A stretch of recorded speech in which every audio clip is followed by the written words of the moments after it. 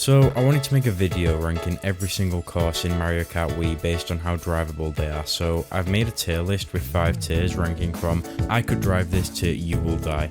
And pretty much I am just ranking the mainline courses because the retro ones would just, I feel like it'd be better to separate them both into separate videos, that's all. And just remember that this is based off drivability and not safety, so any big dangers in a map will be meaningless if they can be easily avoided.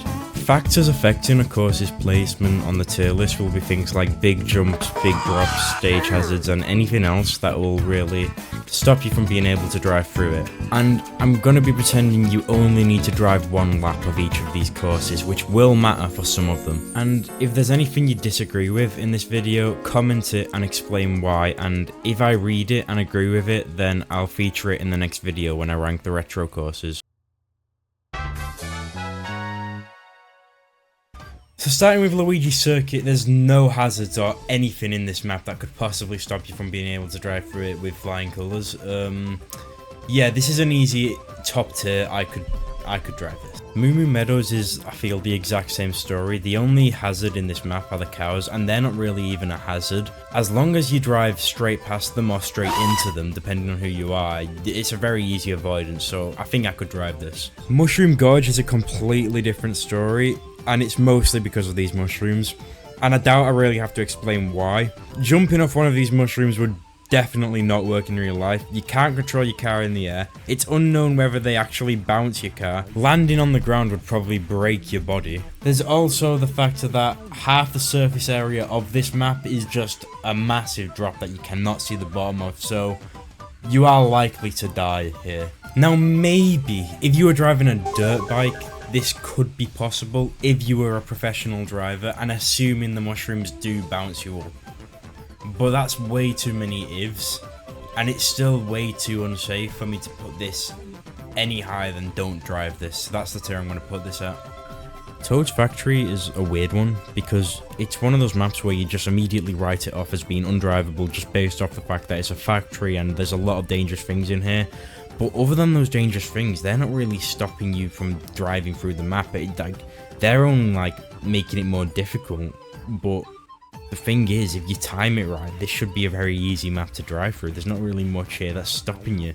There's obviously the conveyors and the crushers, which they're dangerous, but again, they're not really gonna, if you time it right, they're not really gonna stop you from being able to get through. The only part that's really controversial is the part that you just seen, the big jump, and I don't think that'd really wreck your car.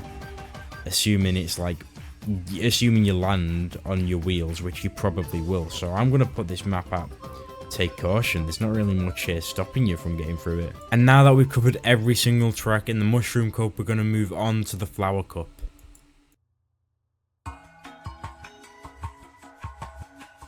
So 95% of Mario Circuit is dog shit easy, but there is a small portion of the map that makes it a lot more difficult to drive in real life. It's easily the most disrespected hazard in the game. It's treated as a minor setback where in reality, this would be the most dangerous hazard in the game, but for some reason it's given the same punishment as any other hazard.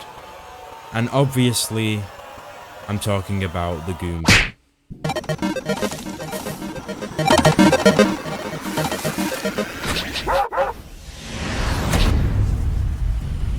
So yeah, the chain jump isn't a massive hazard in the game, but in real life it would serve a much bigger issue because it actually adds some skill required to drive through this. Like, you'd need good timing and, well, that's just about it, good timing, but that's still, the timing is impeccable. You have to bait it, or you could drive around it, but I'm not sure if you would get out of its reach. And if you do get hit by this thing, there's no recovering from it. Basically, because you would die if you got hit by this. You wouldn't be able to get through the rest of the course. It would fuck your car and then fuck you. So yeah, I'm putting it in take caution. Coconut Mall is another map that belongs in take caution, and I feel the reason for this is because, first of all, the environment, it's a mall, and that's obviously not supposed to be driven on, so obviously the environment doesn't really support a car to drive on it. So for example, these escalators, I'm sure your tires would be fine, but there is a chance that they could like pop or get damaged. But I'm still gonna say you could drive through up those escalators. There's also the fact that there is a big jump towards the end of the map. Obviously there's two alternate paths. This one, the jump you're about to see right now, this is impossible. You would 100% die on this jump. At least your car wouldn't make it. So, but if you go through the alternate path, I feel like it's a bit more plausible.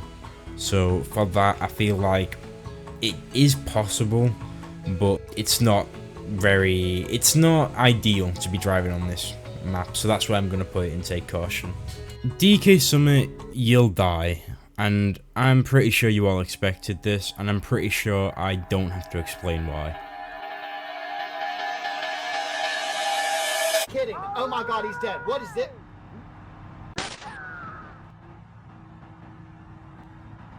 In real life, this cannon would not work. It makes absolutely no sense for the characters to just start slowing down at the end of this cannon jump, and while those physics may apply to them, for us, nothing about this cannon would work. We're not going to slow down, it's unlikely we'll land on our wheels, and even if we do land, this drop will probably finish us off. I think it's safe to say this is a you will die to map.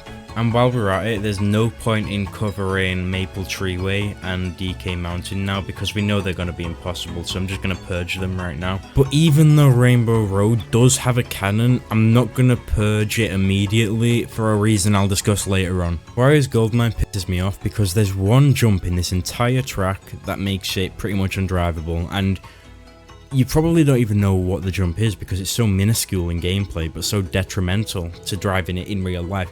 And the jump is about to come up.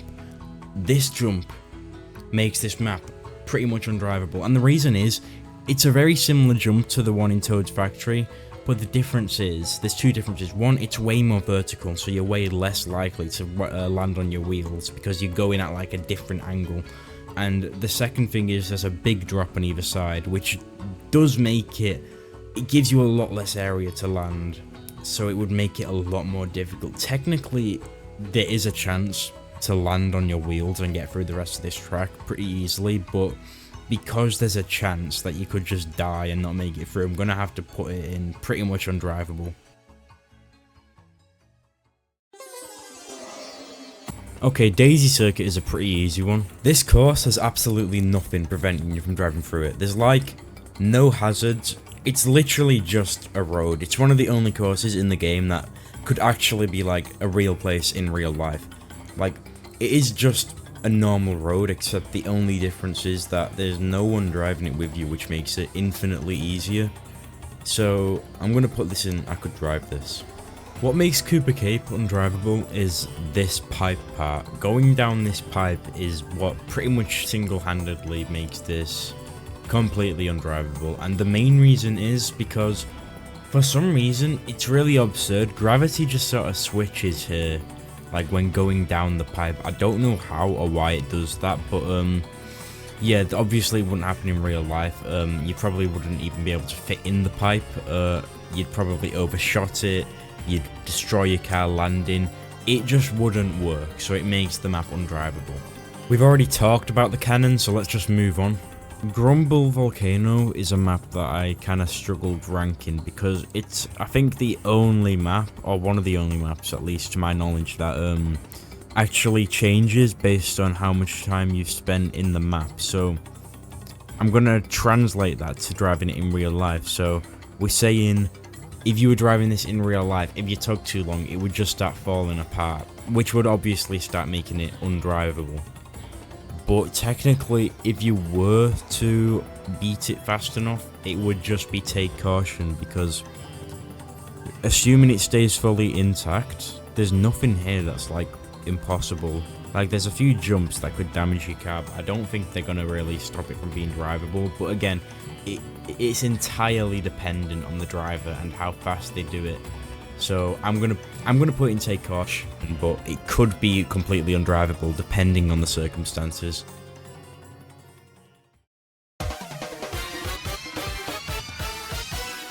There's a lot of hazards in Dry Ruins, like the pokies, the bats, the falling pillars, and the cactus, but They all follow a very linear pattern, which makes them really easy to avoid. Pokies only move left to right. The bats are easily baited and can't damage your car. The falling pillars trigger from pretty far away. The cactus is the worst hazard in the game.